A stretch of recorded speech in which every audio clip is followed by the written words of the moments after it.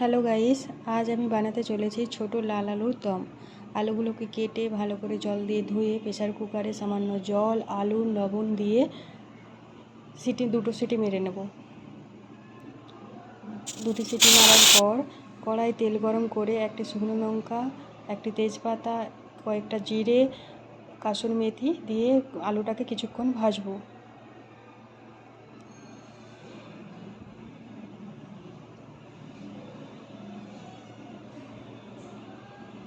কিছুক্ষণ ভাজার পর সামান্য হলুদ গুঁড়ো দিয়ে কিছুক্ষণ ভাজবো।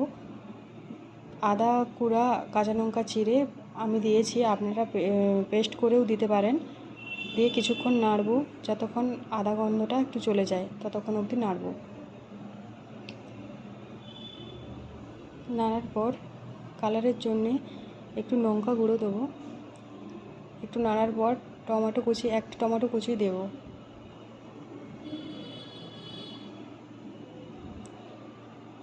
টমেটোটা যাতে একটু নরম হয়ে যায় তার জন্য একটু লবণ দেবো।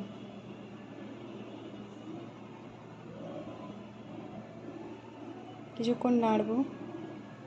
নাড়ার পর জিরে গুঁড়ো, ধনে গুঁড়ো দিয়ে একটু নাড়ার পরেই জল ঢেলে দেবো।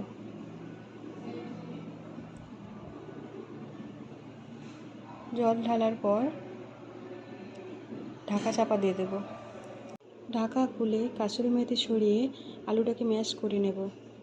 ম্যাশ করার পর একটু সামান্য চিনি এবং স্বাদ অনুযায়ী লবণ দিয়ে কিছুক্ষণ ফুটিয়ে নেব। পরিমাপটা ঠিক রাখবেন। আলু সিদ্ধর সময় এবং কি টমেটো যখন দেওয়া হয়েছিল তখন লবণ দেওয়া হয়েছিল, টেস্ট করে লবণ দেবেন, তারপরে নামিয়ে নেব।